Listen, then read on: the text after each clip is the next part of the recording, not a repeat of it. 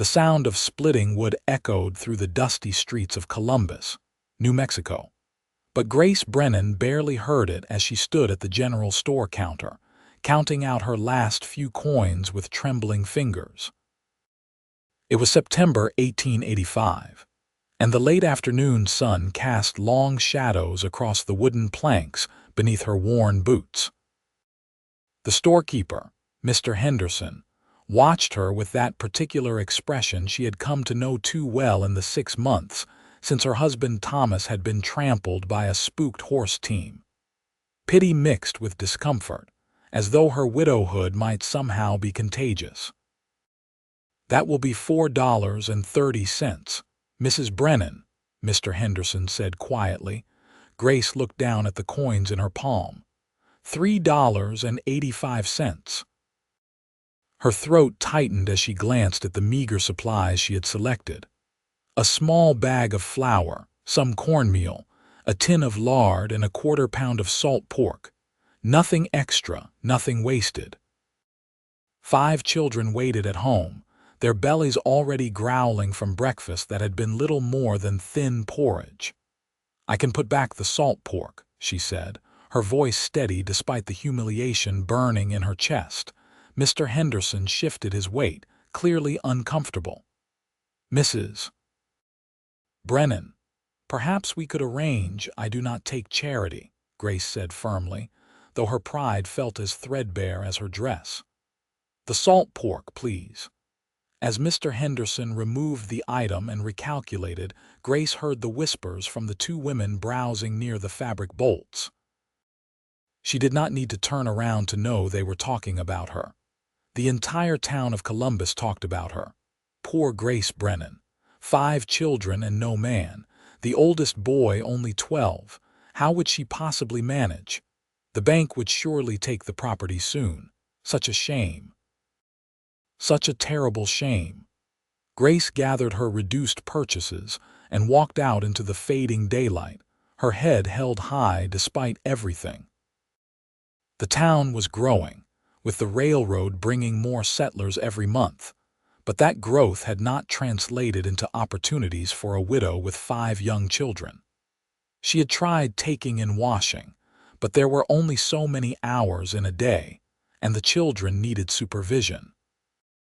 Her eldest son, James, had tried to find work, but at 12, most men would not hire him for anything beyond the occasional odd job. Their small homestead sat 2 miles outside of town, a modest structure Thomas had built with his own hands. 20 acres that had seemed full of promise when they had arrived from Missouri 3 years ago. Now, it felt like an anchor pulling her family toward ruin. Grace was loading the supplies into the back of their wagon when she heard the voice again, this time from Mrs. Patterson, the banker's wife. "She has 5 mouths to feed, and winter is coming. I do not see how she will manage." Grace climbed onto the wagon seat without acknowledging the comment. Her hands gripped the reins tighter than necessary as she urged the old mare forward. She had sold their good horse team to pay for Thomas's funeral. The mare that remained was 20 years old if she was a day, and moved with the enthusiasm of cold molasses. The journey home took nearly an hour at the mare's plodding pace. The sun had begun its descent toward the distant mountains, painting the desert landscape in shades of gold and amber. Under different circumstances, Grace might have found it beautiful.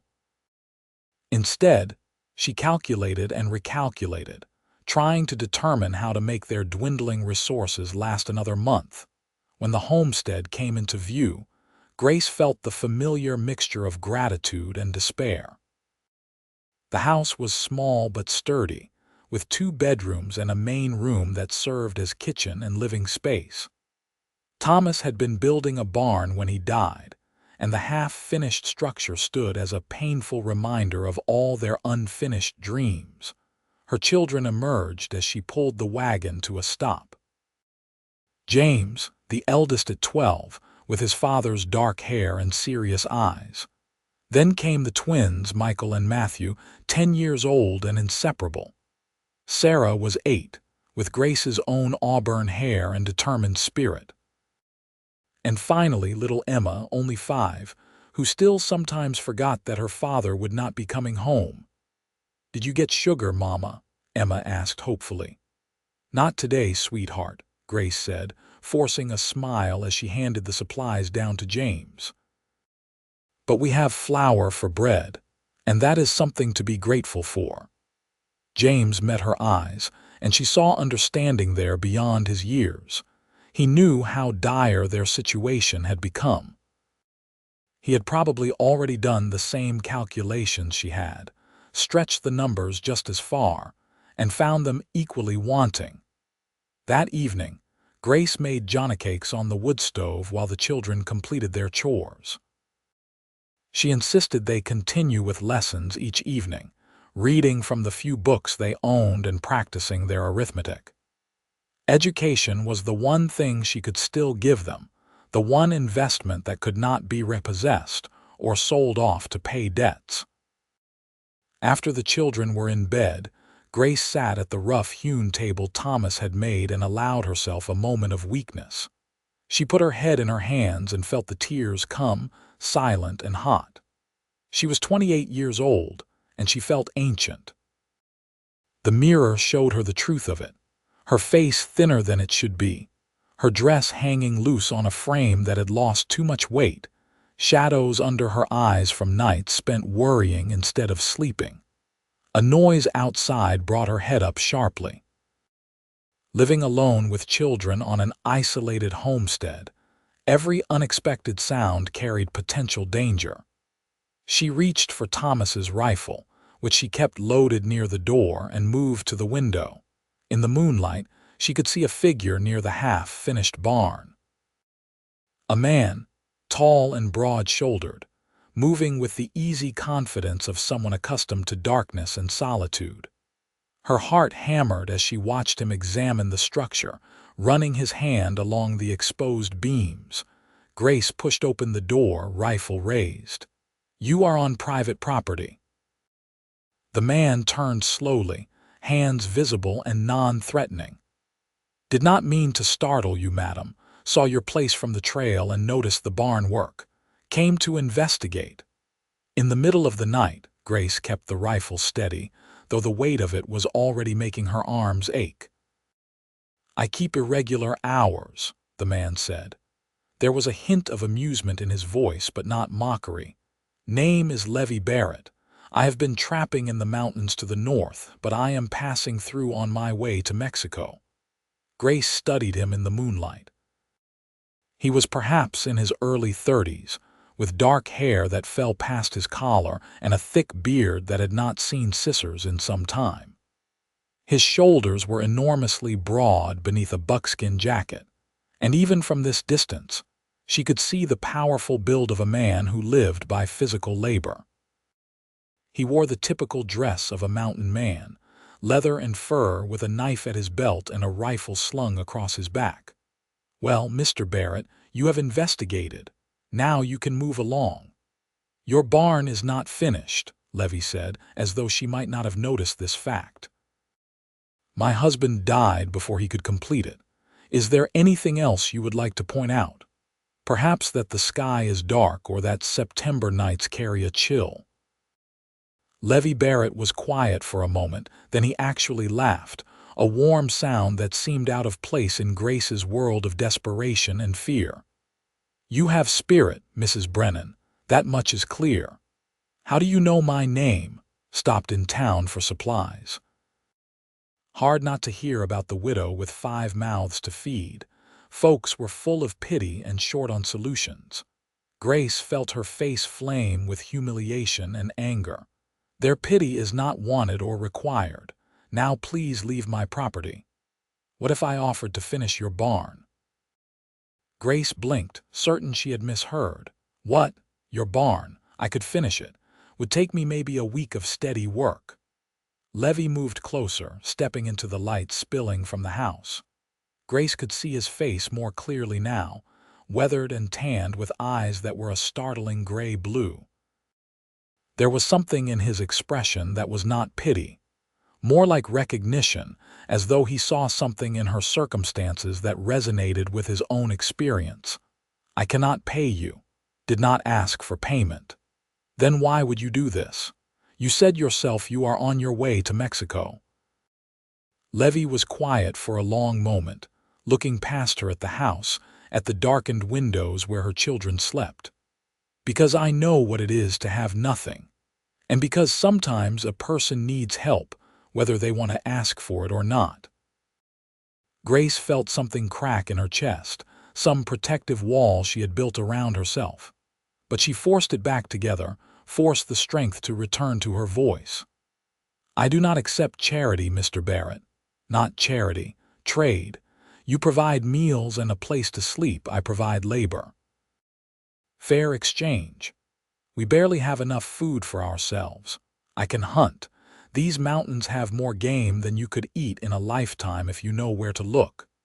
He gestured toward the hills that rose in dark silhouettes against the star-filled sky. "I have been living on deer, rabbit, and turkey for 3 months. I can provide meat, you can cook it. That seems fair." Grace knew she should refuse. It was improper, having a strange man on the property. The town would talk even more than they already did. But as she stood there in the chill night air, holding a rifle that felt heavier by the moment, she thought of her 5 children sleeping inside. She thought of winter coming, of the half-finished barn that would have provided shelter for animals and storage for hay. She thought of James trying so hard to be the man of the house at 12 years old. "1 week," she heard herself say. "You finish the barn in 1 week and then you go to Mexico or wherever else you intended. No payment, but I will provide what food I can. You sleep in the barn." In the half-finished barn. "You are a mountain man. I assume you have slept in worse places." That laugh again, rich and unexpected. "That I have, Mrs. Brennan. That I most certainly have." Grace lowered the rifle. "There is a pump behind the house for water. Breakfast is at dawn. If you are not working by sunrise, our arrangement ends. Understood?" Grace turned and walked back into the house, closing the door firmly behind her. Her hands were shaking as she leaned the rifle against the wall. What had she just done? Agreed to let a complete stranger stay on her property, work on her barn, and share meals with her family. It was madness. It was dangerous. It was potentially scandalous. It was also the first bit of hope she had felt in 6 months. She looked out the window one more time and saw Levi Barrett settling himself in the partial shelter of the barn, spreading out a bedroll with the practiced efficiency of someone who had slept under countless skies. Then she turned away and went to her own cold, empty bed, where sleep was a long time coming. Dawn came with the rooster's crow, and Grace was up before the sun had fully cleared the horizon. She had not slept well, her mind cycling between hope and anxiety about the arrangement she had made. What if this Levi Barrett was not who he claimed to be? What if he had some ulterior motive? She had 5 children to protect, and she had invited a stranger into their midst. But when she looked out the window, she saw him already at the woodpile, splitting logs with powerful, efficient strokes. His jacket was off despite the morning chill, and even from a distance, she could see the play of muscles beneath his shirt as the axe rose and fell. There was something mesmerizing about the rhythm of it, the raw capability on display. Grace forced herself to turn away and focus on breakfast. She made cornmeal mush with the last of the molasses, stretching it to feed 6 instead of 5. When the children woke, they were full of questions about the stranger outside. "His name is Mr. Barrett," Grace explained as she ladled out portions. "He is going to finish building the barn for us." "Why?" James asked, his tone suspicious. "Because he offered and we need the help." "Papa always said we should not trust strangers," James continued. Grace met her son's eyes. "Your papa also taught you to recognize when someone is offering genuine help." Mr. Barrett asked for nothing in return except meals and a place to sleep. That is a fair trade. Is he going to stay forever? Emma asked, her voice small. No, sweetheart, just 1 week until the barn is finished. Then he will go on his way. But even as Grace said the words, something in her chest tightened at the thought. She called Levi in for breakfast after the children had eaten, not wanting the questions and stares that would come from having him at the table with them on the first morning. He came to the door with his hat in his hands, his face freshly washed at the pump. "Your children?" he asked, glancing at the 5 young faces peering around door frames and from behind furniture.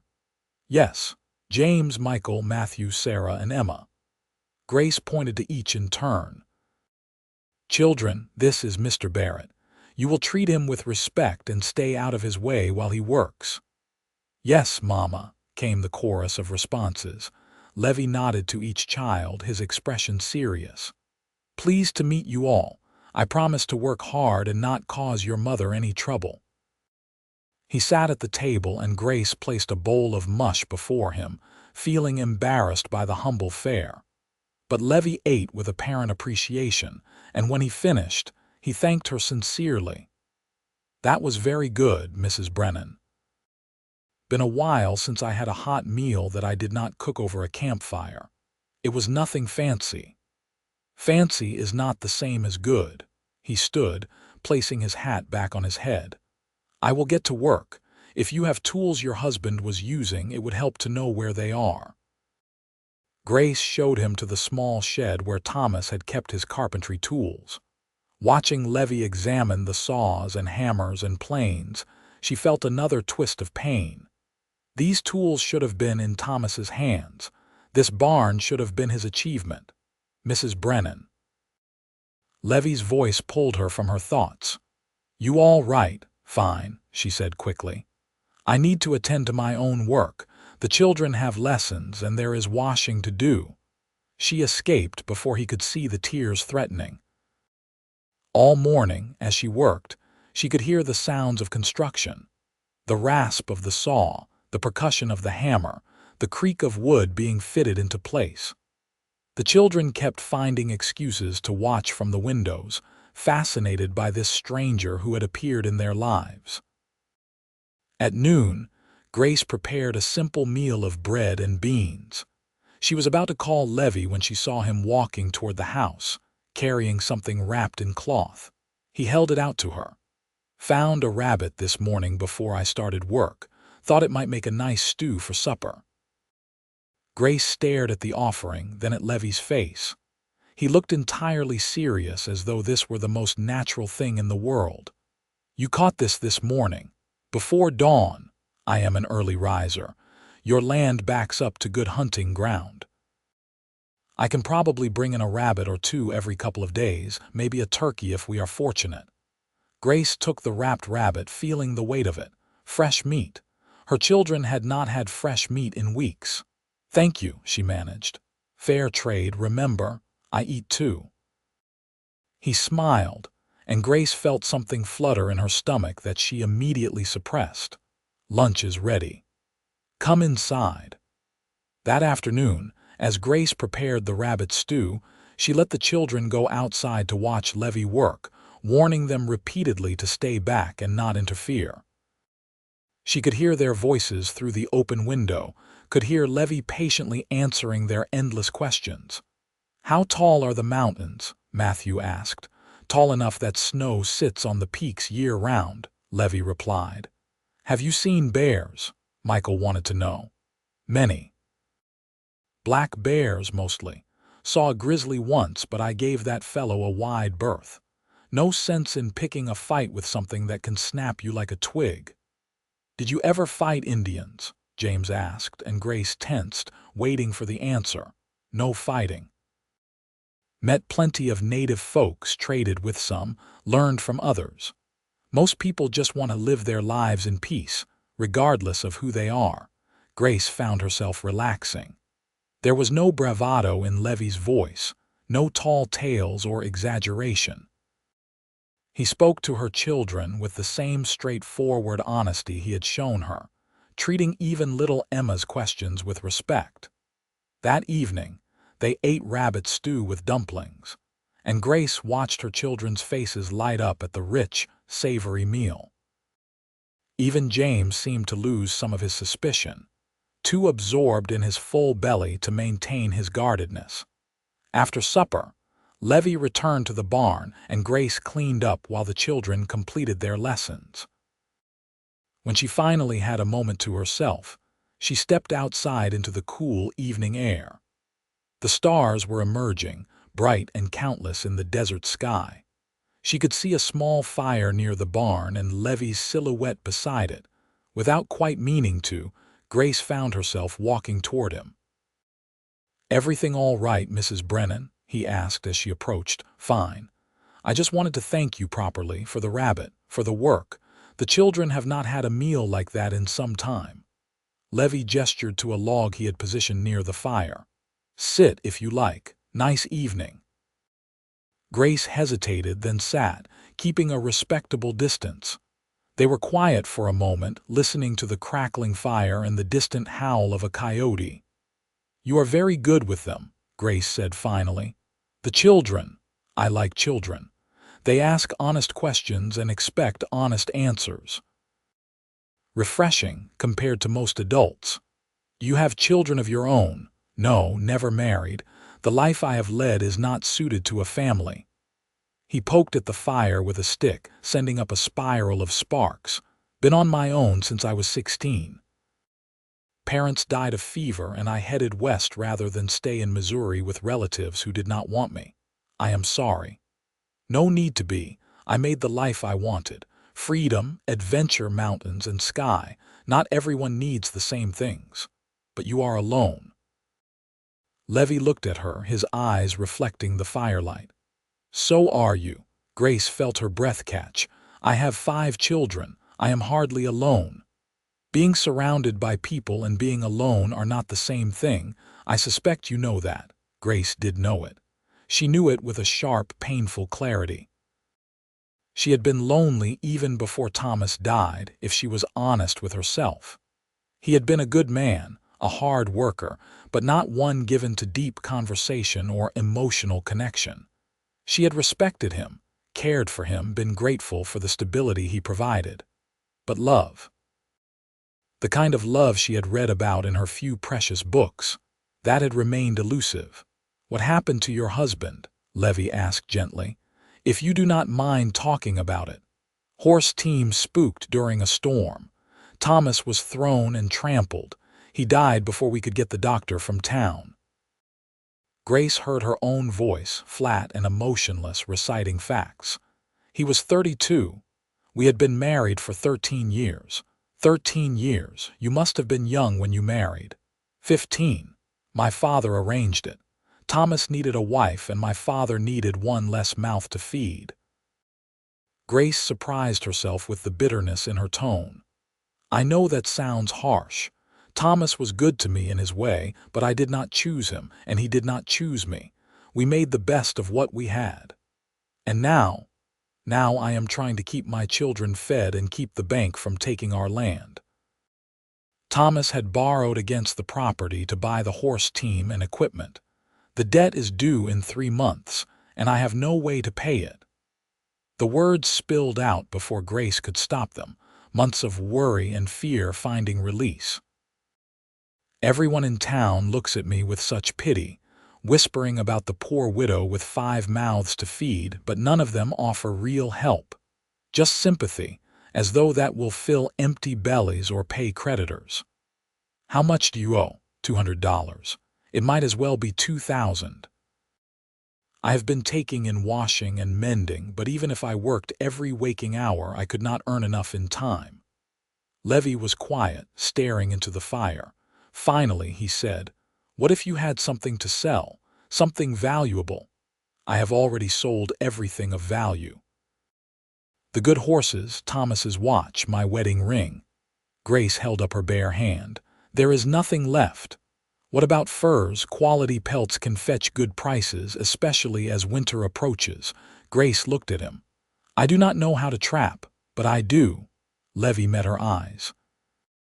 These mountains are full of beaver, fox, and other valuable animals. If I spent my time trapping instead of heading to Mexico, I could probably gather enough pelts in 3 months to make a significant difference. Why would you do that? You said yourself you are just passing through. Maybe I am ready to stop passing through for a while. His voice was quiet but steady.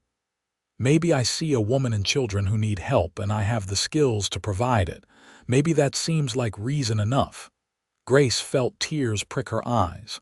I cannot ask you to do that. You have your own life, your own plans. You are not asking. I am offering. Levi shifted on his log, leaning forward with his elbows on his knees. Look, Mrs. Brennan, I have spent 15 years wandering these mountains. I have been to places most folks will never see, done things most folks will never do. It has been a good life, but lately, I have been feeling like something is missing. Then I come across your homestead, meet you and your children, and I think maybe this is where I need to be right now. Not forever necessarily, just for a while, long enough to help. The town will talk. They already whisper about me. Having a man on my property, unmarried, living in my barn, let them talk. Gossip does not pay debts or feed children. Levi's voice held a hint of steel. I do not care what a bunch of busybodies think, and neither should you. Grace wanted to argue, but she was so tired. Tired of being strong, tired of fighting alone, tired of the weight of responsibility that crushed her a little more each day. And here was this man, this stranger, offering to shoulder some of that burden, not out of pity but out of something else, something that looked almost like respect. Just until the debt is paid, she heard herself say, and then you go on your way. Just until the debt is paid, Levi agreed. They sat by the fire a while longer, not speaking, both lost in their own thoughts. When Grace finally stood to return to the house, Levi rose as well. Mrs. Brennan, you are a strong woman, strongest I have met in a long time. Do not let anyone make you feel less than that. Grace felt warmth spread through her chest, a feeling she could not quite name. Thank you, Mr. Barrett, for everything. Levi, if I am staying, you might as well call me Levi. Then you should call me Grace. She saw his smile in the firelight. Good night, Grace. Good night, Levi. As Grace walked back to the house, she felt something shift inside her. Hope, yes, but also something more complicated. Something that felt dangerously like anticipation. The next days fell into a rhythm that began to feel almost natural. Levi finished the barn in his promised week, working from dawn until dusk with the focused intensity of a man who knew his craft. Grace watched the structure take shape, watched her late husband's half-finished dream become reality under another man's hands, and felt a complicated mixture of gratitude and guilt. The children adjusted to Levi's presence with surprising ease. James remained somewhat reserved, clinging to his role as the man of the house, but even he could not deny the help Levi provided. The twins followed Levi around like devoted shadows whenever they were allowed, fascinated by his stories of mountain life. Sarah helped Grace prepare the increasingly substantial meals made possible by Levi's hunting skills, and little Emma simply adored him with the uncomplicated affection of a 5-year-old. Tell us about the grizzly again, Michael begged one evening after supper, when Levi had joined them in the house as temperatures dropped with the advancing season. Michael, Mr. Barrett has told that story 3 times already, Grace chided gently. Levi, he corrected with a smile. And I do not mind. A good story gets better with repetition. He launched into the tale, embellishing slightly for dramatic effect, and Grace found herself watching him instead of listening. In the lamplight, with his face animated and his eyes bright, he was remarkably handsome. She had noticed this before, of course, but had pushed the observation away as inappropriate. Now, With weeks having passed since his arrival, she found it harder to deny the growing attraction she felt. It was not just his appearance, though that certainly played a role. It was the way he treated her children with patience and kindness. The way he never made her feel like a burden or an object of pity. The way he listened when she spoke, really listened, as though her thoughts and opinions mattered. The way he had seamlessly become part of their daily life, fitting into spaces she had not realized were empty. After the children were in bed, Grace and Levi sat at the table as had become their custom. He was working on traps, explaining the mechanisms as he repaired and improved them. Grace was mending a shirt of James's, her needle moving in small, precise stitches. "I will head up into the higher elevations tomorrow," Levi said. "The beaver will be starting to thicken their coats for winter. Should be able to start bringing in quality pelts within a week or two." "How long will you be gone?" "Just during the day. I will be back by evening." He glanced up from his work. "Unless you need me here for something." "No, we will manage. We always have." Grace bit her lip, then added, "Though I admit I will worry. The mountains can be dangerous." "I have been navigating these mountains since before your children were born, Grace. I know how to stay safe." "I know, but accidents happen. My husband—" She stopped, unable to finish. Levi set down his trap and reached across the table, his large hand covering hers. It was the first time he had touched her beyond helping her down from the wagon on their occasional trips to town, and Grace felt a jolt of awareness run through her. "I will be careful," he said seriously. "I promise. You have enough to worry about without adding me to the list." Grace looked at their joined hands, his so much larger than hers, calloused and strong. She should pull away. It was improper. But instead she let her hand remain, drawing comfort from the simple contact. "The children have grown attached to you," she said softly. "If something happened, I know. I am attached to them too." His thumb moved slightly against her palm, a gentle stroke that sent shivers up her arm. "And to their mother." Grace raised her eyes to meet his. In the lamplight his expression was tender and searching. Her heart hammered in her chest. "Levi, you do not have to say anything. I am not asking for anything. I just wanted you to know." He squeezed her hand gently, then released it and returned to his traps. "I should finish these. Early morning tomorrow." Grace nodded, not trusting her voice. She focused on her mending with hands that trembled slightly, acutely aware of Levi's presence across the table, of the warmth that still lingered where he had touched her. That night, lying in her empty bed, Grace allowed herself to think thoughts she had been suppressing for weeks. She was attracted to Levi Barrett. More than attracted. She was falling in love with him, had perhaps already fallen. The realization terrified her. He had said he was only staying until the debt was paid. In less than 3 months he would leave. And where would that leave her? Right back where she started, only now with a broken heart added to her troubles. But even as she told herself to guard her feelings, to protect herself, Grace knew it was too late. Levi had slipped past her defenses without her even noticing, until suddenly he was woven into the fabric of her life, and she could not imagine the days without him. True to his word, Levi headed into the mountains before dawn. Grace woke to find a fresh deer haunch hanging in the barn, enough meat to last them a week. She stood in the morning chill, looking up at the dark mountains, and sent a prayer after him for safety. The day passed slowly. Grace kept busy with the endless work of maintaining a homestead and caring for 5 children, but part of her attention was always on the mountains, watching for Levi's return. The children felt his absence too, moving through their chores and lessons with less enthusiasm than usual. When the sun began to set and Levi had not returned, Grace felt anxiety twist in her stomach. She prepared supper mechanically, barely tasting the food. The children ate quietly, casting worried glances at their mother. He said he would be back by evening, James said, trying to sound confident. He is probably just delayed. Of course, Grace agreed, though her worry grew as darkness fell. She was standing at the window, peering into the night when she finally saw him. A tall figure emerging from the darkness, moving with that distinctive confident stride. Relief flooded through her so powerfully that her knees went weak. She had the door open before he reached it, stepping out onto the porch. "You are late.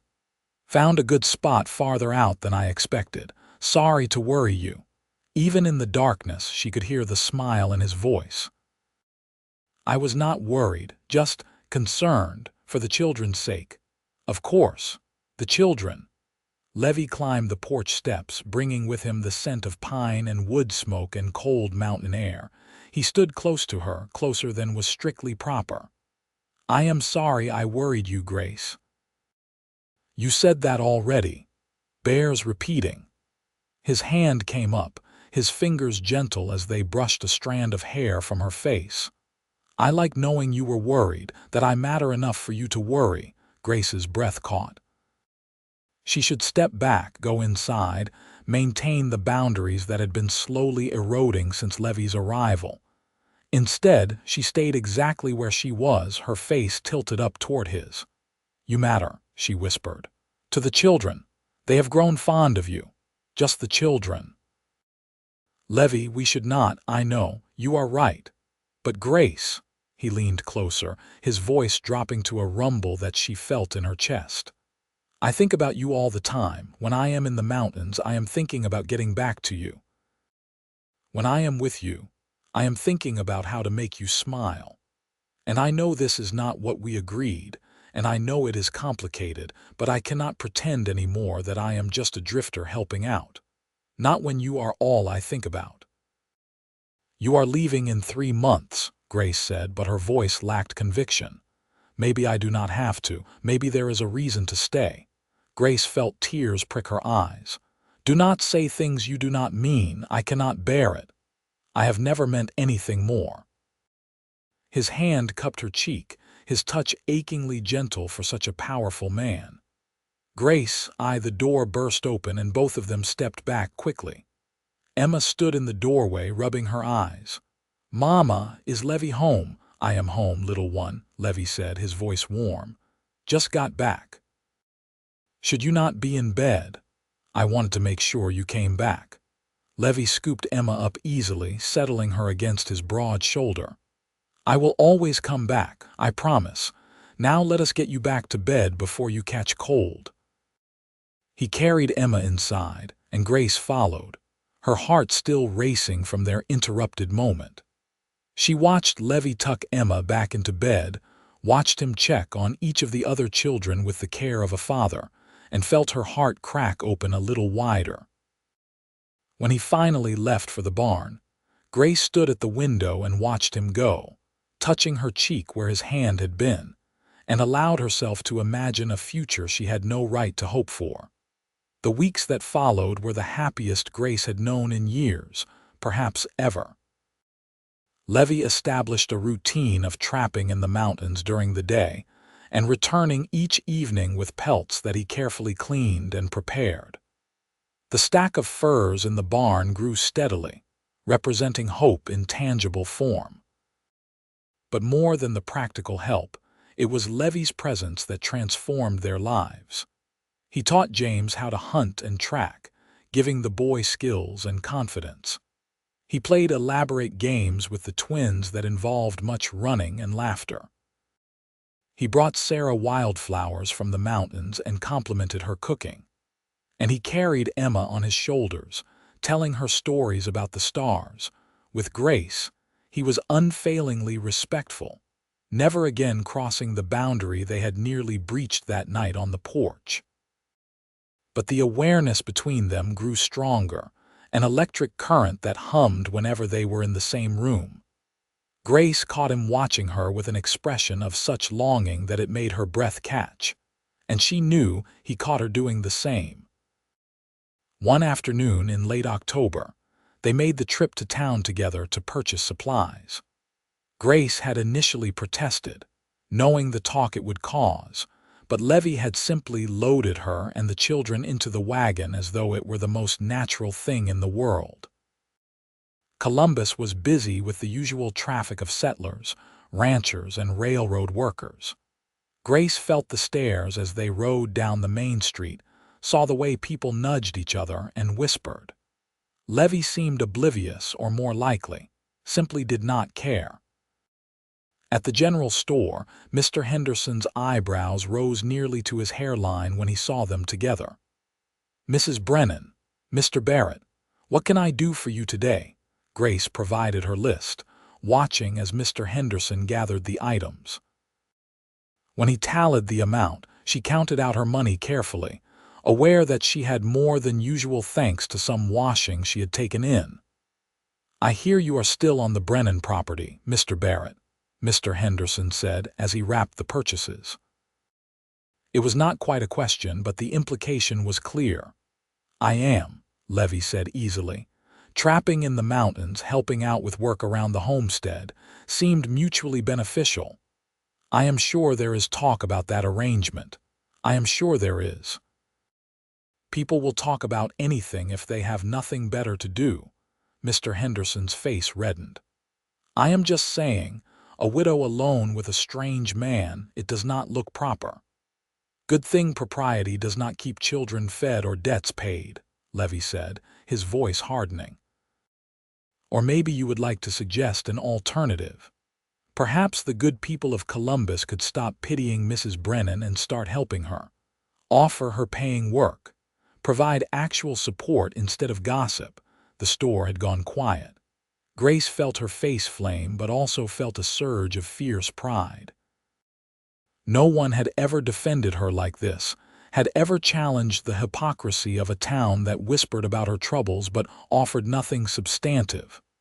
"We have what we came for," Grace said, gathering the packages.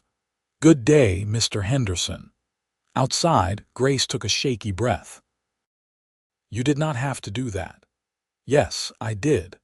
I am tired of people looking at you like you are something to be pitied or gossiped about. You are the strongest, most capable woman I know. They should be admiring you, not whispering behind their hands."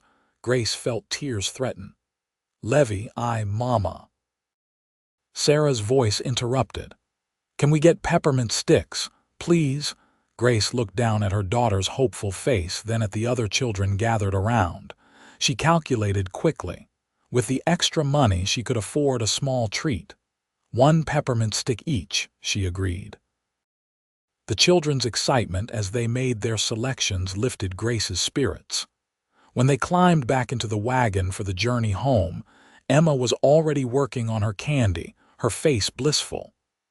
"That was nice of you," Levi said quietly as they left town behind, giving them a treat. "They deserve it. They have been so good, so patient with our circumstances. They get that from their mother." Grace glanced at him. He was handling the reins with easy competence, his profile strong against the backdrop of the mountains. She felt a rush of affection so powerful it almost hurt. "Levi, what you said back there about me being strong, I meant it. Every word. I do not feel strong most of the time. I feel terrified and overwhelmed and certain I am failing. That is what makes you strong. You feel all those things and you keep going anyway. You take care of your children, you maintain your dignity. You refuse to give up even when it would be easier to collapse. If that is not strength, I do not know what is." Grace blinked back tears. No one had ever seen her this way, had ever acknowledged the daily battle she fought just to keep her family together. "Thank you," she whispered. Levi's hand found hers on the seat between them, their fingers intertwining. This time, Grace did not pull away. Let the town talk. Let them whisper and speculate. She had found something precious and unexpected in this mountain man who had wandered into her life, and she was not going to push it away out of fear of judgment. That evening, after the children were in bed, Grace found Levi at the barn checking his traps. She had wrapped herself in a shawl against the November chill, but she barely felt the cold as she approached him. "Grace," Everything all right? I have been thinking about what you said, about maybe having a reason to stay. She took a breath, gathering her courage. What did you mean by that? Levi set down the trap he was examining and turned to face her fully. In the lamplight, his eyes were intense. I meant that these past months have been the best of my life. I meant that I wake up every morning looking forward to the day because I get to see you and the children. I meant that the idea of leaving, of going back to my solitary existence, feels unbearable now. But your freedom, your adventures, you said that was the life you wanted. I thought it was. Turns out I was wrong. He stepped closer, his hands gentle as they framed her face. Grace, I am falling in love with you. I think I started falling the moment I saw you standing there with that rifle, all fierce and determined and beautiful. And every day since has only made it deeper. Grace felt tears slip down her cheeks. I am falling in love with you too. I think I have been for weeks, but I was too afraid to admit it. Afraid that you would leave and break my heart. Afraid that I was being foolish for letting myself feel this way. Not foolish, never foolish. His thumb brushed away her tears. Grace, I want to stay, not just until the debt is paid. Forever if you will have me. I want to be here for you and the children. I want to build a life with you. The town already thinks we are scandalous. If you stay, then marry me. Make it proper and legal and beyond reproach. Be my wife, Grace. Let me be a father to your children. Let me love you the way you deserve to be loved. Grace's breath caught. You are serious. I have never been more serious about anything in my life. He pulled her closer until she could feel the warmth radiating from his powerful frame. I know this is fast. I know we have only known each other a few months, but I also know what I feel and I know what I want. I want you. I want this family. I want to spend the rest of my life making you happy. Yes, Grace whispered, and then louder. Yes, Levi, I will marry you. His kiss was gentle at first, reverent, as though she were something precious and fragile. But as Grace responded, winding her arms around his neck, it deepened into something more passionate, more claiming. Years of loneliness and fear melted away in the warmth of his embrace, replaced by joy and hope and love. When they finally broke apart, both were breathing hard. Levi rested his forehead against hers, his arms wrapped securely around her. I promise I will spend every day making you glad you said yes, he murmured. I am already glad. Gladder than I have words to express. They stood there in the barn, holding each other, and Grace felt a sense of rightness settle into her bones. This was what she had been missing all her life. Not just help or companionship, but true partnership. Someone who saw her not as a burden or a convenience, but as a person worthy of love and devotion. The next morning, Grace gathered her children and told them the news. The reactions varied. Emma was immediately excited, already planning what she would wear. Sarah smiled shyly, clearly pleased. The twins seemed mostly interested in whether this meant more hunting stories. James was quiet, his expression thoughtful. Later, when the others were occupied with chores, James approached his mother. Are you sure about this, Mama? Grace sat down, bringing herself to eye level with her eldest son. I am sure. James, I know this is a big change. I know you might have conflicted feelings about another man taking your father's place. That is not it, James interrupted. Papa was a good man, but I do not remember him being around much, not the way Levi is. And I see how happy you look now, how you smile more. I just want to make sure Levi is serious, that he is not going to leave and hurt you. Grace felt her heart swell with love for this boy who worried about her despite his own losses. He is serious. He asked me to marry him, James. That is a forever commitment. Good, because we need him. And I think he needs us too. James paused, then added quietly, and I like him, Mama. He treats me like I matter. You do matter, you matter so much. I know, but it is nice having someone besides you to say it." Grace pulled her son into a hug, blinking back tears. Her children had been through so much loss and uncertainty. They deserved this happiness, this chance at a stable, loving family. And Levi had already proven himself to be exactly the kind of man who could provide that. The decision was made to marry quickly.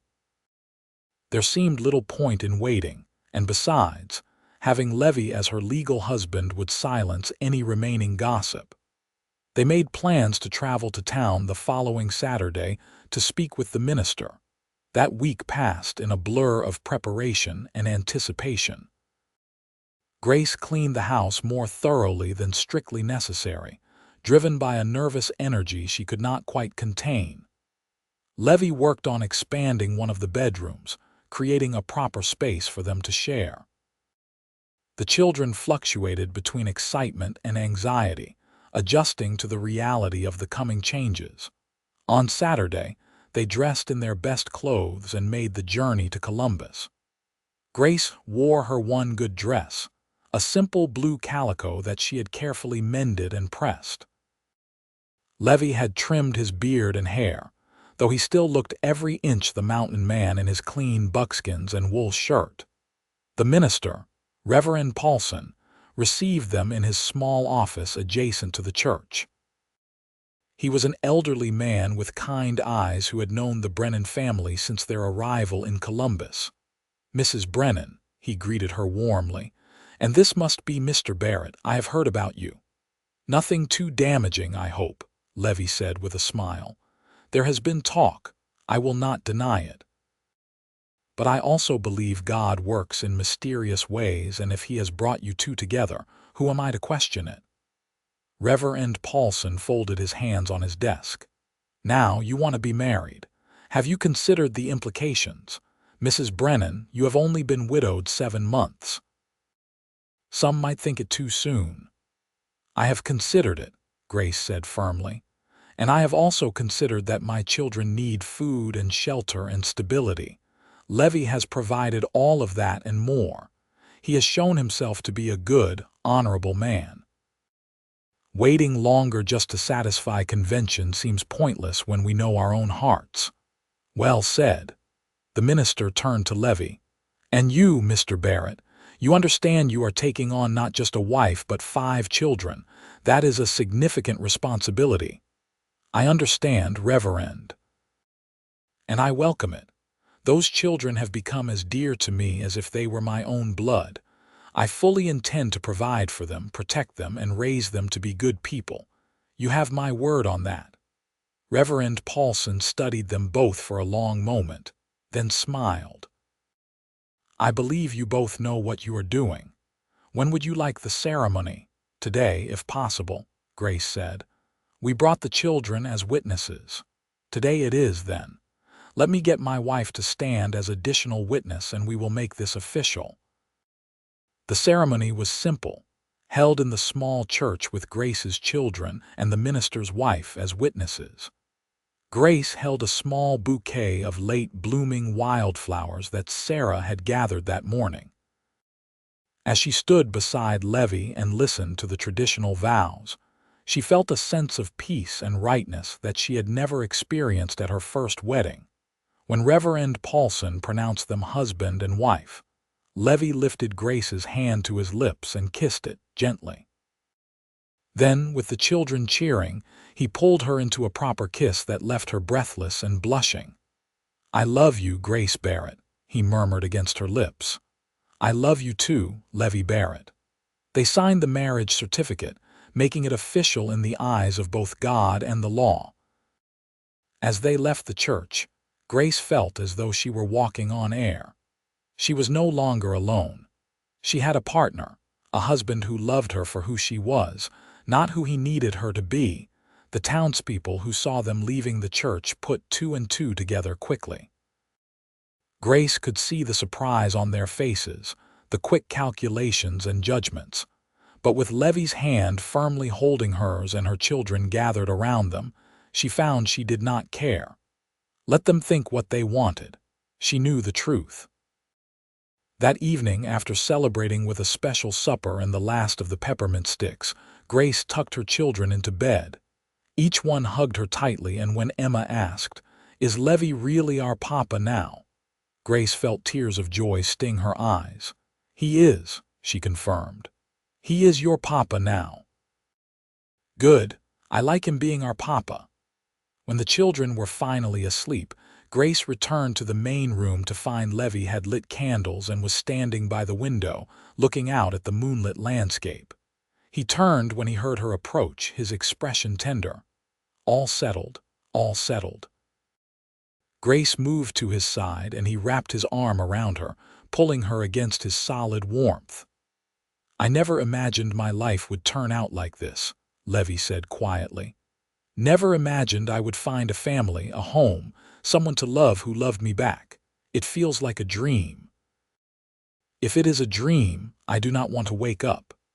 Levi turned her in his arms, his hands spanning her waist. "Grace, I promise you, I will spend the rest of my life making sure you never regret this decision. I will work hard, provide well, and love you with everything I have. I know you will. And I promise the same. To be a good wife, a good partner, to build this life together." Their kiss was deeper this time, more urgent, carrying the promise of the night ahead. When Levi lifted her into his arms, carrying her toward their bedroom, Grace let herself surrender to the moment, to the joy and passion and love that had seemed so impossible just a few months ago. The winter of 1885 proved to be harsh, with snow falling heavy and temperatures dropping low. But inside the small homestead outside Columbus, the Brennan Barrett family was warm and content. Levi continued his trapping, the pelts piling up steadily in the barn. By December, he estimated they had enough to not only pay off the debt, but to have a small cushion left over. Grace found herself happier than she had ever been. Marriage to Levi was nothing like her first marriage. Where Thomas had been distant and practical, Levi was affectionate and involved. He helped with household chores without being asked, played with the children, and made Grace feel cherished in countless small ways. At night, in their shared bed, he showed her a passion and tenderness she had not known existed. The children thrived under Levi's care. James had taken to calling him Papa Levi, and the boy's confidence had grown enormously. Levi taught him tracking, hunting, and survival skills, but also the importance of education and thinking before acting. The twins had become Levi's shadows, absorbing his every word and action. Sarah blossomed under the attention of a father who actually noticed her, and Emma simply adored him with the wholehearted devotion of a child who had found exactly what she needed. In mid-December, Levi and Grace made the trip to town to deliver the furs to the trading post. Mr. Jennings, the trader, examined the pelts with an expert eye, clearly impressed by the quality. "This is excellent work, Mr. Barrett. These beaver pelts especially are prime. I can offer you $300 for the lot." Grace felt her knees go weak. $300. More than enough to pay the debt with money left over for supplies, and maybe even some small luxuries for the children. Levi negotiated for another $20, settling at $320. As they left the trading post with the money safely tucked away, Grace felt as though an enormous weight had lifted from her shoulders. "We did it," she whispered. "Levi, we actually did it." "We did it together," he corrected, pulling her close for a quick kiss that scandalized a passing matron. "Come on, let us go pay off that debt and free you from that burden once and for all." At the bank, Mr. Patterson reviewed the paperwork with a surprised expression. "I confess, Mrs. Brennan, I did not think you would be able to make this payment." "It is Mrs. Barrett now," Grace said firmly. "And my husband and I worked hard to earn this money honestly. The debt is paid in full." Mr. Patterson made the notation, stamped the paperwork, and handed Grace the deed to her property. "Congratulations, Mrs. Barrett. The land is yours, free and clear." Grace held the deed with trembling hands, feeling tears slip down her cheeks. This land, this home that Thomas had built, was secure. Her children's future was secure. And it was all because of the man standing beside her, his hand warm and steady on her lower back. "Thank you," she whispered to Levi as they left the bank. "For everything. I could not have done this without you. You would have found a way. You are stronger than you give yourself credit for, but I am glad I was here to help, and gladder still that I get to stay and see what comes next." What came next was the best Christmas the family had ever experienced. With the debt paid and money remaining, Levi and Grace were able to purchase small gifts for each child.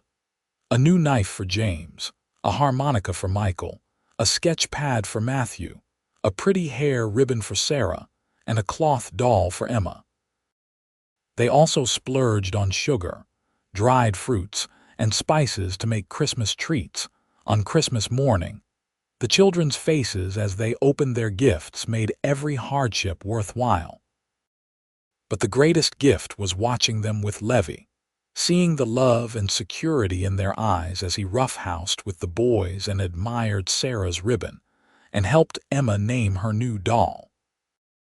"This is what family is supposed to feel like," Grace murmured to Levi as they watched the chaos of Christmas morning. "This is just the beginning," Levi replied, pulling her close. "We have a lifetime of Christmases ahead of us." As winter slowly gave way to spring, the Barrett family settled into their new life. Levi proved to be as capable at farming as he was at trapping, and together they planted a substantial garden and repaired the outbuildings. The homestead began to thrive in ways it never had before, not just surviving but actually prospering. In April, Grace discovered she was pregnant. She had suspected for a few weeks, but had not wanted to say anything until she was certain. When she finally told Levi, his reaction was everything she had hoped for. He picked her up and spun her around, his face radiant with joy. "A baby," he kept saying, as though he could not quite believe it. "We are going to have a baby. You are not disappointed." "I know 5 children is already a lot. Disappointed. Grace, I am thrilled. This is our child, yours and mine. How could I be anything but happy?" The children were equally excited when they were told. Even James, who at 13 was old enough to understand the biological implications, seemed genuinely pleased at the prospect of a new sibling. "Maybe it will be a boy who looks like you, Papa Levi," Emma said, already fiercely loyal to her new father. "Or a girl who looks like your mama," Levi countered, his hand resting protectively on Grace's still flat stomach.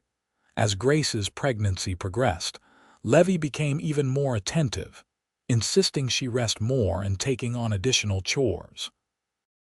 The older children helped without complaint, taking pride in their expanding family. One evening in June, as Grace sat on the porch watching the sunset paint the mountains in shades of pink and gold, Levi joined her with 2 glasses of cool water. "Penny for your thoughts, Mrs. Barrett. I was thinking about how much has changed in less than a year.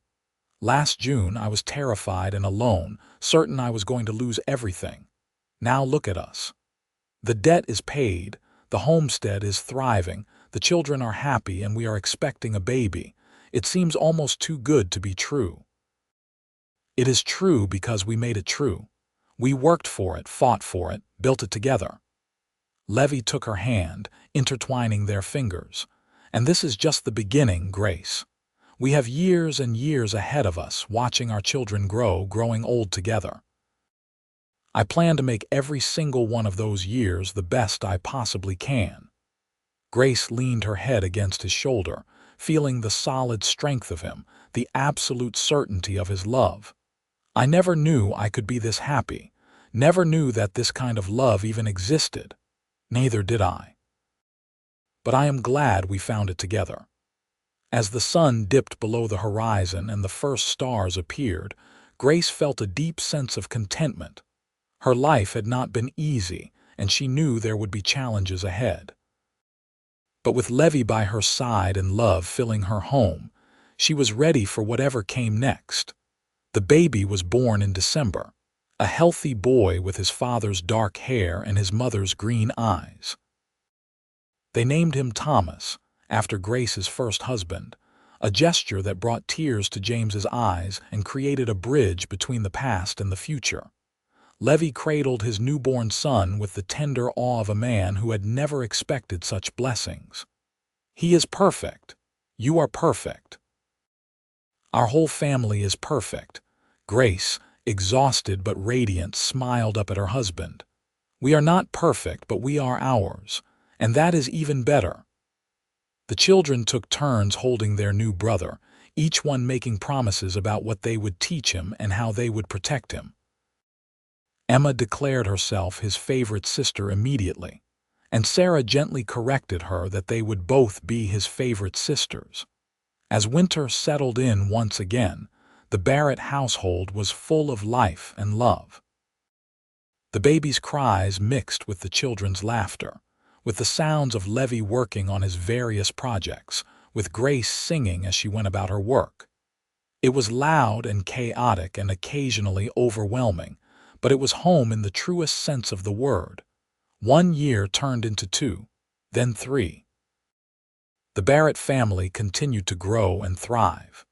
James grew into a fine young man, taking on more responsibility on the homestead and talking about his own future. The twins became skilled hunters under Levi's tutelage, though they still competed to see who could bring home the largest game. Sarah developed into a talented cook and seamstress, already drawing admiring glances from boys in town, much to Levi's consternation. Emma started school and proved to be a voracious reader, always begging for one more story.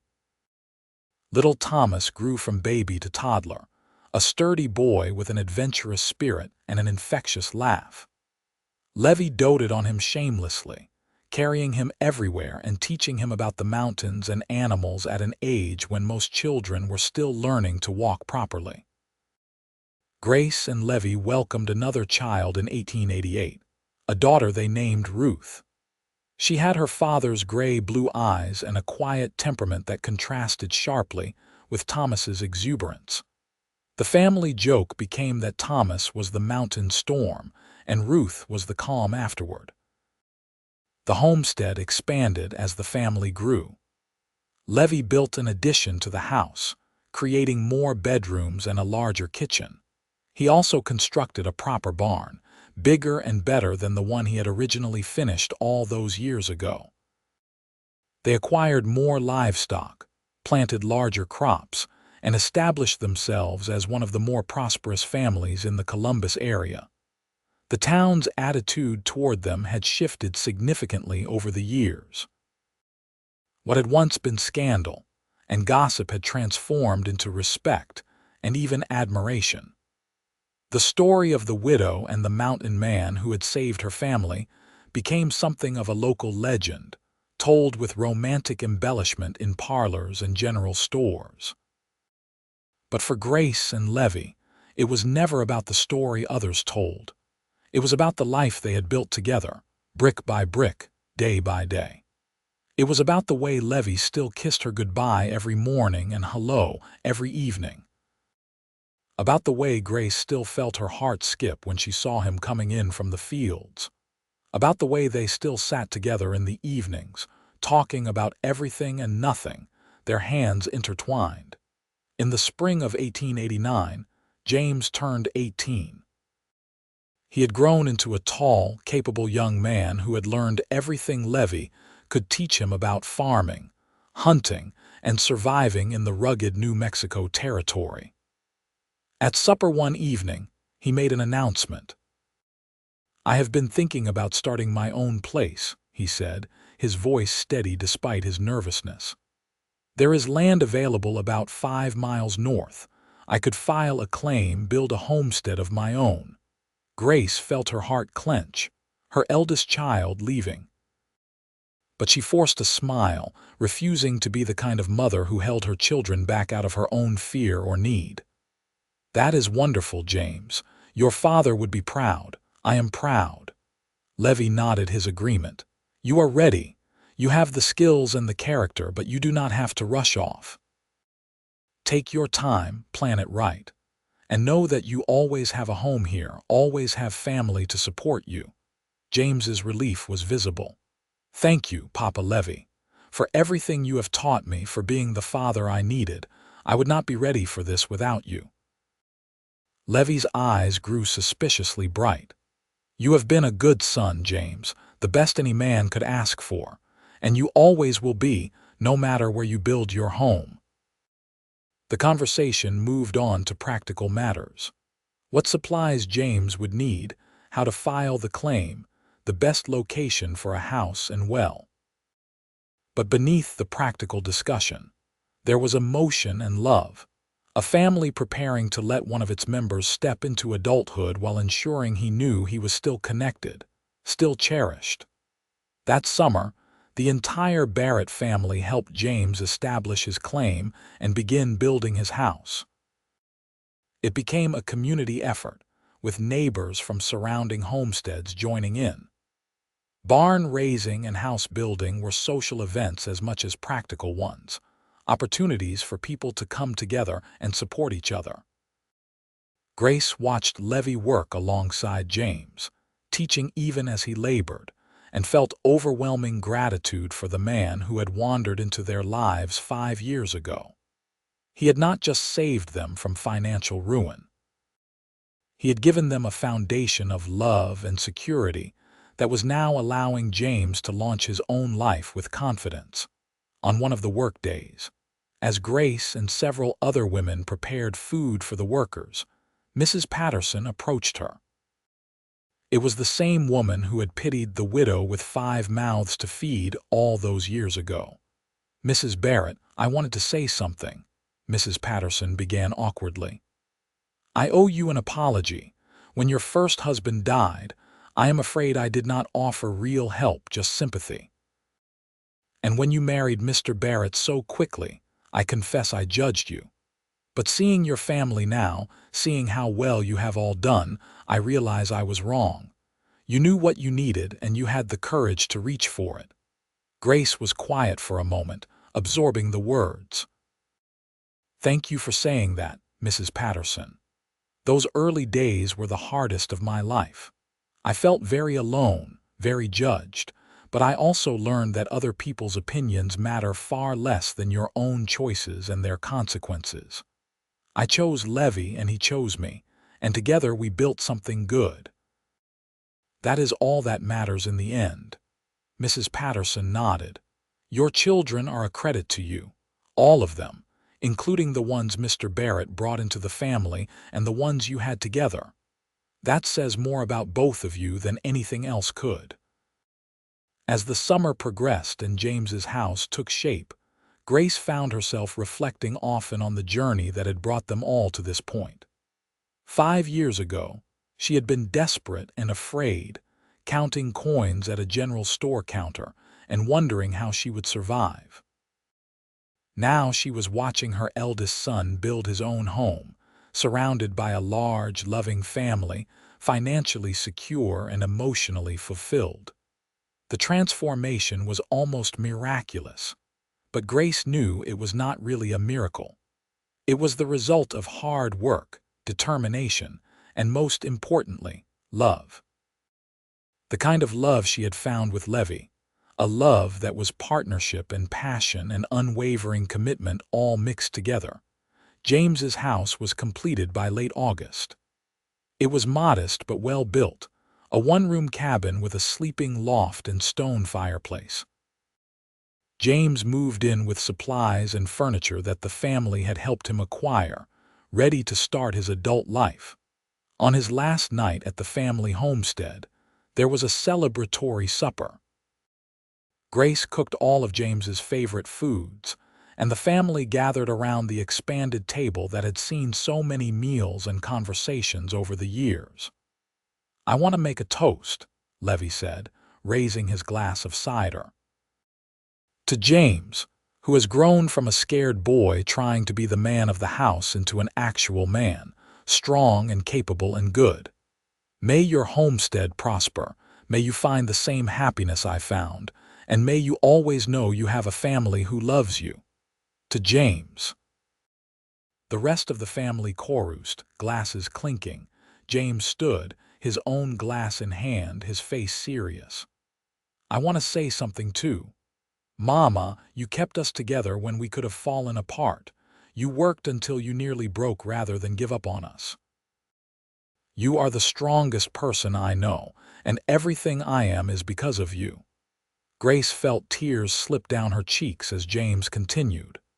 And Papa Levi, you came into our lives when we desperately needed help, but you gave us so much more than that.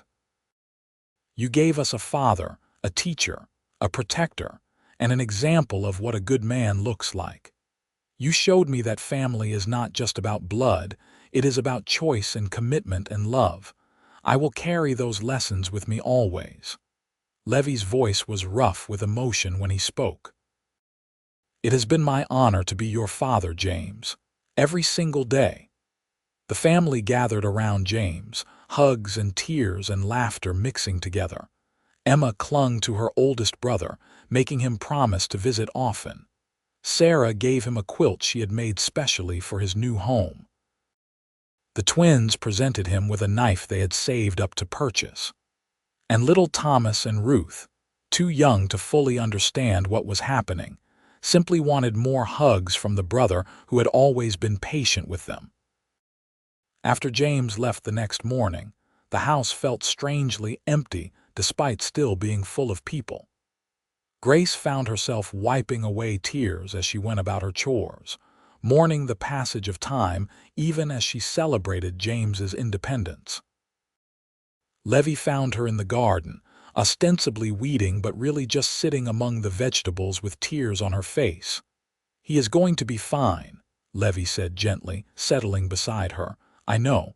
That is not why I am crying. Grace wiped her eyes with her apron. I am crying because I am so grateful. Grateful that I got to raise him. Grateful that you came along to help finish the job. Grateful that he is becoming the kind of man the world needs. But also sad because my baby is grown, and I cannot hold him and protect him anymore. That is the gift and the curse of being a parent. You raise them to leave you.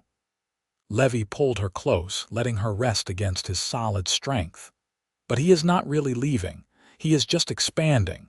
Our family is growing out into the world, putting down more roots, creating more connections. That is a good thing, Grace. That is what we worked for. Grace nodded against his shoulder. I know, and I am happy for him, truly. I just need a moment to feel the bittersweet of it. Take all the moments you need. I will be right here. They sat together in the garden, the late summer sun warm on their backs, and Grace felt the sadness ease slightly. This was the rhythm of life. Growth and change, joy and sorrow, holding on and letting go. And through it all, she had Levi beside her, steady and strong and true.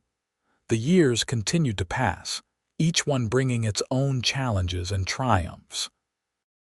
Michael and Matthew turned 16, then 18, strapping young men who had inherited their father's work ethic and their mother's determination. They decided to go into business together, buying a small herd of cattle and working to establish themselves as ranchers. Sarah, at 17, fell in love with a young man from town, the son of a shopkeeper who saw in her all the qualities that made her special. Levi approved of the match, though he made sure the young man understood exactly what would happen if he ever hurt Sarah. The wedding was a joyous occasion, with half the town attending and Grace crying happy tears throughout the ceremony. Emma grew into a serious, studious girl who announced at 15 that she wanted to become a teacher. Grace and Levi supported her ambitions, scraping together money to send her to a teaching college in Santa Fe. It was hard to watch another child leave, but the pride in Emma's accomplishments made the sacrifice worthwhile.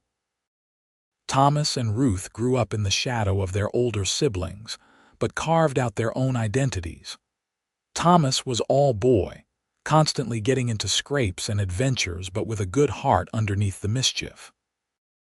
Ruth was quiet and thoughtful, preferring books to roughhousing but fiercely loyal to her family. Grace and Levi watched their family expand outward, watched their children become adults and start families of their own. James married and had 3 children. Sarah had 2. Michael and Matthew remained bachelors but were devoted uncles to all their nieces and nephews. Through it all, Grace and Levi remained each other's center. They worked side by side during the days and fell asleep in each other's arms at night. They argued occasionally, as all couples do, but always made up before the sun set. They grew older together, silver threading through hair that had once been purely dark or auburn, lines appearing on faces that had once been smooth. In 1895, when Grace turned 40 and Levi turned 42, they stood on their porch and looked out at everything they had built. The homestead had grown substantially, with multiple buildings and cultivated fields. Their family had expanded to include not just their own children but also their children's children, a sprawling network of love and connection. "You ever regret it?" Grace asked. "Giving up your mountain life, your freedom?" Levi pulled her close, his arms still strong despite the years. "Not for a single second. That was not living, Grace. This is living. Having people to love, people who love me back, a purpose beyond just survival. You gave me all of that when you let me stay. I think we gave it to each other. Maybe so. But I am grateful every day that I wandered past your homestead that night. Grateful that you were brave enough to take a chance on a stranger. Grateful for every moment we have had together and every moment still to come." Grace thought back to that night 10 years ago when she had stood with a rifle and watched a mountain man examine her half-finished barn. She had been desperate and afraid, with 5 children to feed and no idea how to save them. She could never have imagined that the stranger in the darkness would become the love of her life, the father of her children, her partner in building a legacy that would extend far beyond their own lives. "I love you, Levi Barrett," she said, the words as true now as they had been the first time she spoke them. "I love you too, Grace Barrett, today, tomorrow, and every day after that." They stood together as the sun set, painting the New Mexico sky in brilliant colors.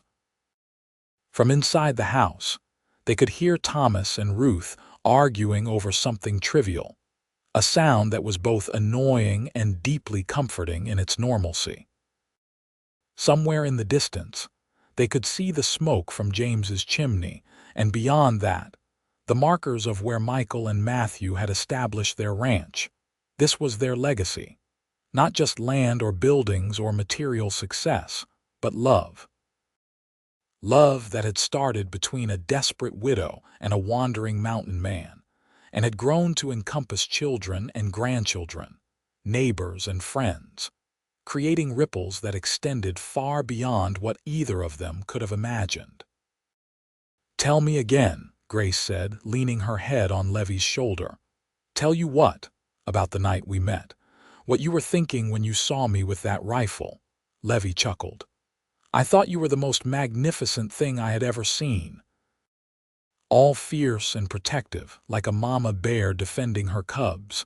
And I thought to myself, now there is a woman worth knowing, a woman worth fighting for, a woman worth staying for, and so you stayed. And so I stayed. Best decision I ever made." As the stars began to appear in the darkening sky, Grace reflected on the strange and wonderful path her life had taken. She had gone from being the widow with 5 mouths to feed to being the matriarch of a thriving family. She had gone from desperate and alone to loved and supported. And it had all started with one man's decision to stay, to look at her situation not with pity but with purpose, to see not a burden but an opportunity to build something meaningful. The town of Columbus had changed significantly in the decade since Levi's arrival. The railroad had brought prosperity and growth, transforming the dusty outpost into a legitimate town. But for Grace, the most significant changes had been personal. Learning to love again, learning to trust, learning that sometimes the most important thing you can do is allow someone to help you. In the years that followed, Grace and Levi continued to be pillars of the Columbus community. They were known as the couple who had overcome hardship through love and hard work, who had blended a family and built a legacy. People came to them for advice, for help, for the kind of support that Grace had once desperately needed and found so lacking. Levi never forgot his promise to make Grace happy every day. Even as they grew older, he still brought her wildflowers from the mountains, still kissed her goodbye each morning and hello each evening, still looked at her with the same love and desire he had shown on their wedding day. Grace, for her part, never took Levi's presence for granted. She remembered too clearly what it had been like before him, the fear and desperation and loneliness. Every day with him was a gift she cherished, a reminder that sometimes the best things in life come from the most unexpected places. Thomas and Ruth grew into adults, each finding their own paths. Thomas became a skilled craftsman, following in Levi's footsteps in many ways. Ruth did indeed become a teacher, though she taught in Columbus rather than going far away, unable to fully leave the family she loved so dearly. More grandchildren arrived, each one welcomed with joy and celebration. Grace became the grandmother she had always wanted to be, patient and loving, always ready with stories and cookies and unconditional acceptance. Levi was the grandfather who taught practical skills and told tall tales and slipped candy to children when their parents were not looking. In 1900, as a new century began, Grace and Levi celebrated their 15th wedding anniversary. Their children organized a party, gathering the entire extended family for a celebration that filled the homestead to bursting. There was music and dancing, food and laughter, the kind of joyful chaos that only a large, loving family can create. During a quiet moment, James pulled Grace aside. He was 30 now with children of his own, but his eyes still held the same love and respect for his mother that had been there since childhood. "I wanted to thank you, Mama," he said, "for everything, but especially for having the courage to marry Levi. I know it was not an easy decision. I know there was talk and judgment, but you did it anyway because it was what we needed, and look at what came from it." He gestured at the assembled family, 3 generations laughing and celebrating together. "All of this exists because you were brave enough to say yes." Grace felt tears prick her eyes. "I was not brave, I was desperate." Maybe it started as desperation, but it became love, and that love created all of this. You gave us the gift of a father, siblings, a family that is strong and connected. That is not desperation. That is vision. Later that evening, as the party wound down and the last guests departed, Grace and Levi sat once again on their porch, watching the stars. 15 years, Grace mused. It feels like forever and like no time at all. "I know exactly what you mean." Levi's hand found hers, their fingers intertwining with the ease of long practice. "Do you remember what I said to the townspeople that day, when they were whispering about you? You said many things over the years. I said that now you had 6 mouths to feed because I was staying. But I was wrong." Grace looked at him in surprise. "Wrong how? It was never about me being one more mouth to feed. It was about me becoming part of something bigger than myself. About finding the family I had always needed but never knew how to look for." "You did not end up with one more burden, Grace. You ended up with a partner, and I ended up with everything I never knew I wanted." Grace leaned her head on Levi's shoulder, feeling the familiar strength of him, the warmth of his love. We ended up with everything, together. As they sat in comfortable silence, the sounds of their family settling in for the night around them, Grace reflected on the incredible journey that had brought them to this moment.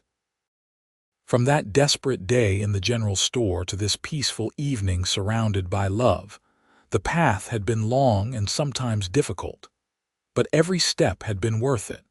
She thought about all the nights she had spent terrified and alone, wondering how she would survive.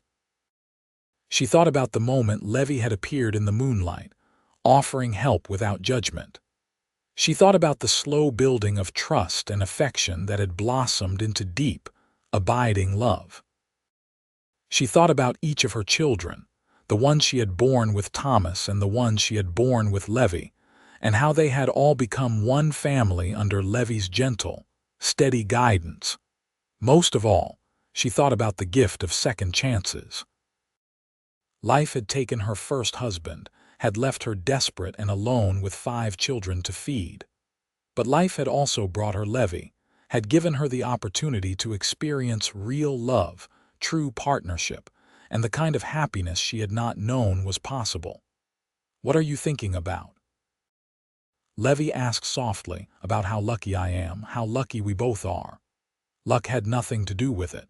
This was choice, Grace. I chose to stay, you chose to let me. We chose each other every day for 15 years. That is not luck, that is commitment. Then I am grateful for your commitment. For choosing me, choosing us every single day." Levi turned her face up to his thumb gentle against her cheek. "Easiest choice I ever made. Loving you, being part of this family, building this life that is not work, Grace. That is joy, pure, simple joy." Their kiss was sweet and familiar, the kiss of 2 people who knew each other completely and loved each other deeply. When they finally pulled apart, both were smiling. "Come on," Levi said, standing and pulling Grace to her feet. "Let us go to bed. Tomorrow is another day, another chance to build our life together." Grace allowed herself to be led inside, through the house they had made a home, past the rooms where their children slept, to the bedroom they had shared for 15 years.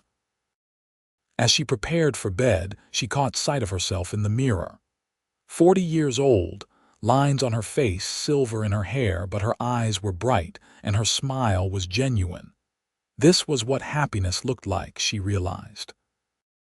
Not the unlined face of youth, but the peaceful countenance of someone who had lived and loved and built something lasting.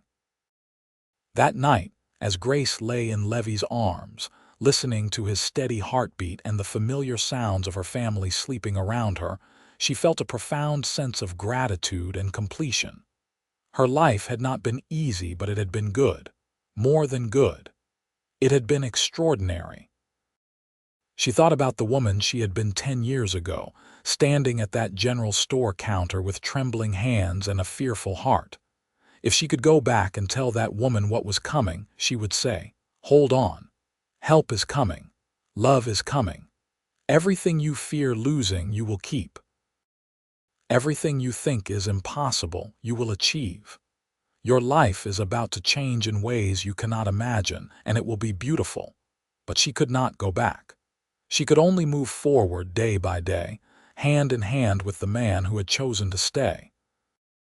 The man who had looked at a desperate widow with 5 mouths to feed and had seen not a burden but an opportunity.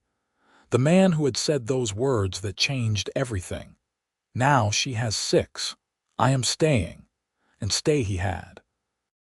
Through hardship and triumph, through sorrow and joy, through all the ordinary days and extraordinary moments that make up a life. He had stayed, and in staying, he had given Grace and her children the greatest gift imaginable. A family, complete and whole and filled with love. As sleep claimed her, Grace's last conscious thought was one of simple, profound gratitude. She had been given a second chance at happiness, and she had seized it with both hands. She had loved and been loved in return. She had built a legacy that would extend far beyond her own life. And she had done it all with Levi by her side, exactly where he had promised to be all those years ago. In the morning, there would be work to do, challenges to face, and the endless daily tasks of maintaining a homestead and a family. But there would also be laughter and love, small moments of joy and large celebrations, the ongoing story of a family that had been forged from desperation and determination and had become something beautiful. Grace had started as a widow with 5 mouths to feed, pitied and alone. She had become a wife, a mother, a grandmother, the center of a sprawling, loving family. And it had all begun with a mountain man's simple declaration, "I am staying." Those words had changed everything. They had been a promise and a prophecy, a statement of intent and a declaration of love. And Levi had kept that promise every day for 15 years, and would keep it for all the years to come, until death parted them at last. But that ending was still far in the future. For now, there was just this moment. A woman and her husband sleeping peacefully in a home filled with love, surrounded by the family they had built together. A family that had grown from 5 mouths to feed into something magnificent and lasting, all because one man had the courage to stay and one woman had the courage to let him. And they lived, not perfectly but fully. They loved, not without challenges but deeply. They built a life together that stood as proof that sometimes the most unexpected moments can lead to the most extraordinary outcomes. That desperation can become hope. That strangers can become soulmates. That staying, simply staying, can be the most powerful act of love imaginable. The end.